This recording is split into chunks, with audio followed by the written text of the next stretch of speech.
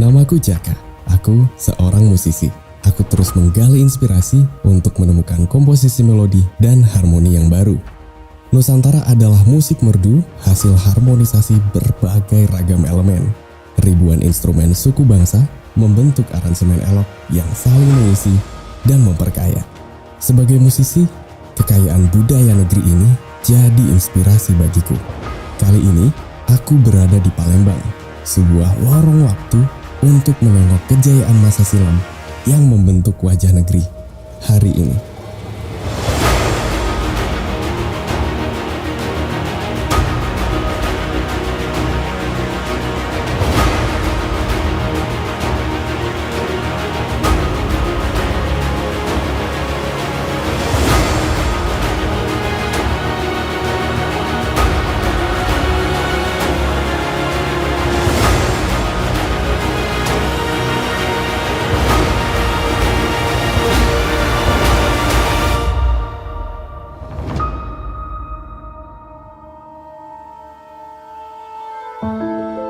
Lebih dari 1000 tahun yang lalu, musik indah itu bernama Sriwijaya, kerajaan besar yang pusatnya diperkirakan di Palembang kini, dan terletak tepat di tengah jalur perniagaan besar dunia masa silam, jalur rempah.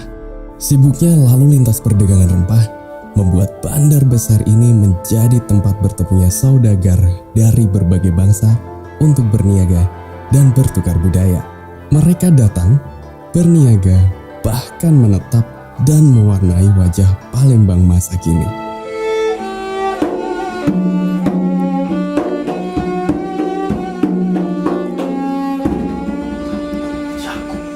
Ini datang. Nah, kau datang. Aku kau datang. Bujang, begancang. Ya Allah, berdempang juga kayak kau nih. Alang kelambat begawi. Ini kapal datang. Barang. Astagfirullah. Buat tu lain tahu. Kau langsung lain tadi. Anak buah si kau ini, nah, aju, ngotel. Nah, nak jadi apa kau ni besar ke? Pacar apa indah kau ni kau? Buat. Aju. Nah, kau budak ini.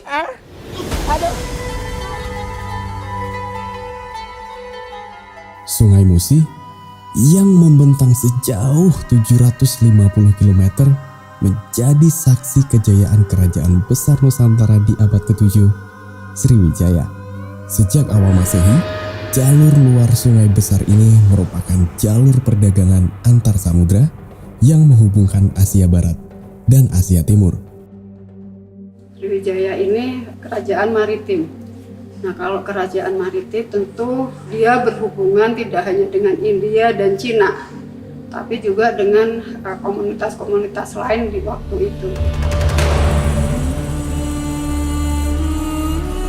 Kapal-kapal besar antar benua dari Cina, India, dan Timur Tengah singgah di Malaka dan kemudian berlayar menyusuri pantai timur Sumatera, membawa bermacam-macam barang dagangan untuk ditukar dengan pala, cengkih, dan bermacam rempah dari Nusantara. Ini berarti apa, membuktikan bahwa kontak dagang itu bukan hanya dengan India dan Cina, gitu, tapi juga dengan Indo-Pasifik, juga dengan Timur Tengah, gitu. Timur Tengah itu juga termasuk Persia waktu itu. Ramainya lalu lintas perniagaan antar bangsa saat itu membuat Sriwijaya tumbuh menjadi kerajaan yang makmur dan kaya. Bahkan, kerajaan ini berkembang menjadi pusat kebudayaan, peradaban, dan ilmu pengetahuan agama Buddha terbesar di kawasan Asia Tenggara saat itu. Lalu, dengan Buddha menjadi agama resmi kerajaan, apakah agama lain tidak boleh berkembang di Sriwijaya? Tidak. Dan ini bisa dibuktikan juga dari isi prasasti Telaga Batu, katakanlah. Dan di sana juga dia menyebutkan ada beberapa suku. Artinya meskipun agama resmi itu agama Buddha, tapi raja tidak melarang pejabatnya atau rakyatnya mungkin untuk memeluk agama lain. Nah, ini toleransi kan, ini kalau kita bicara sekarang ini orang mengaitkan itu dengan toleransi.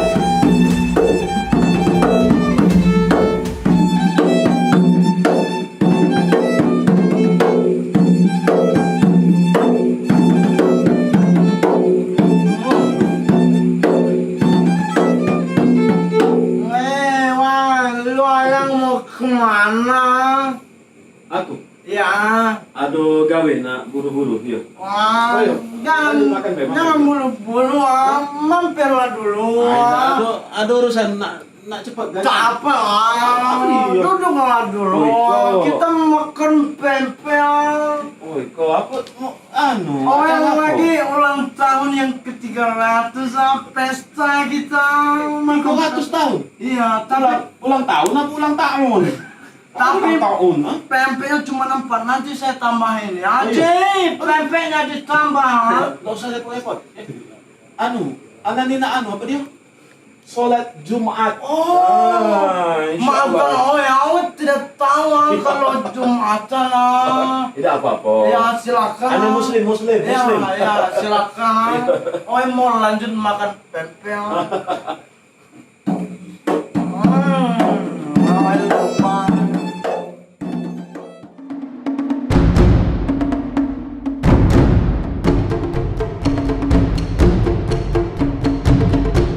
Dengan sejarah panjang kerukunan beragama di Sriwijaya, beragam suku dan agama juga tetap dapat hidup berdampingan di masa berkembangnya Islam di Palembang. Dari bukti-bukti masa Islam, masa kesultanan, itu yang saya lihat kok istilah yang sekarang itu yang disebut moderasi beragama. Gitu.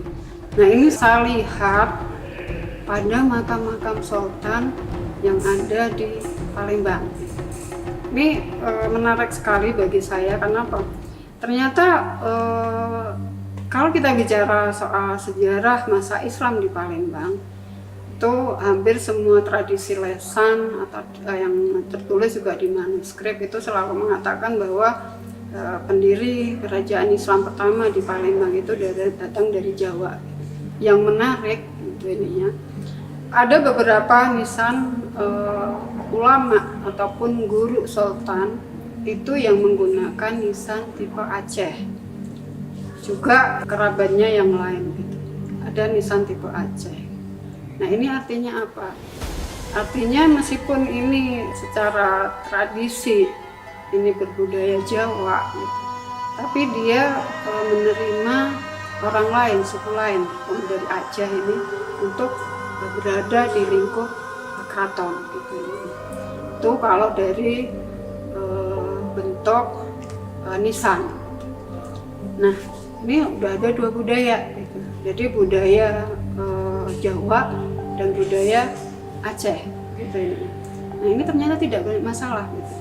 Karena makam-makam sultan ini justru mendampingi sultannya gitu. Yang ini tidak ditemukan di tempat-tempat lain di Nusantara, di kesultanan. Ini khasnya Sumatera, khasnya Palembang.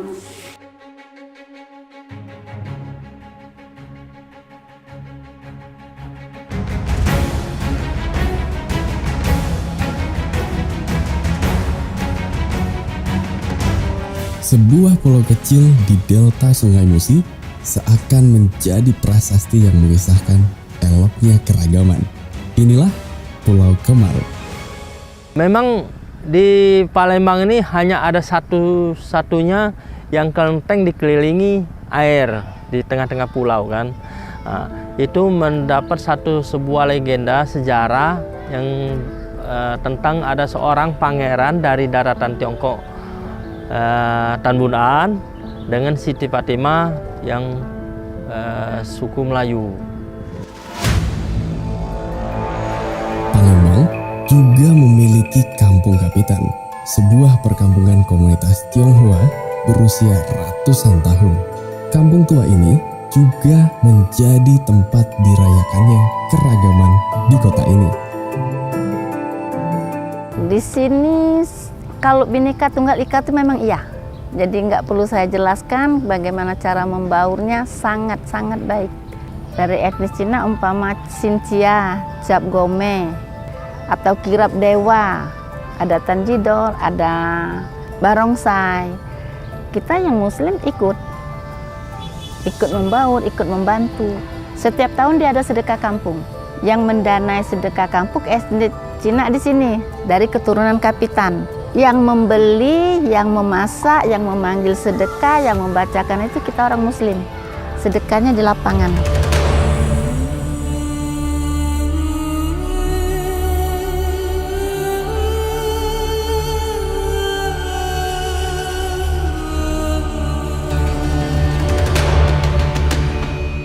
Toleransi, keberagaman, apapun itu bentuknya, suku, agama, dari manapun berada, banyak sekali keberagaman yang mempengaruhi, yang hidup, tumbuh, dan ada di kota Palembang ini.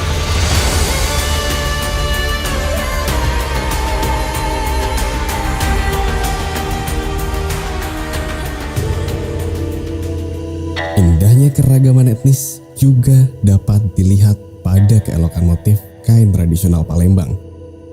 Lembutnya kain sutra dari Cina dan kemilaunya emas dari India menyatu dalam secarik tradisi songket Palembang.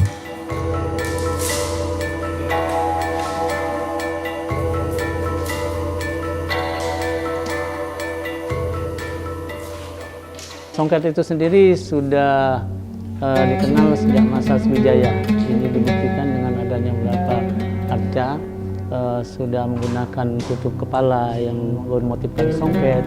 Kemudian masuk pada masa Kesultanan Palembang, kemudian sampai dengan di era kepresidenan dan masuk sampai saat ini. Songket itu mempunyai sejarah panjang, khususnya di kota Palembang sendiri.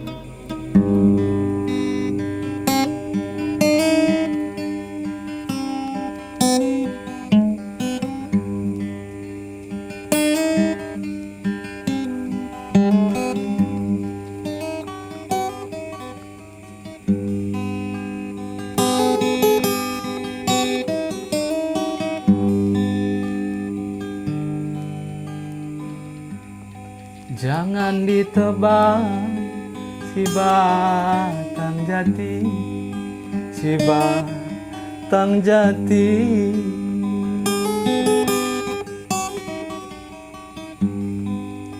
Sangkanlah burung, nyumban kau, ayumban kau.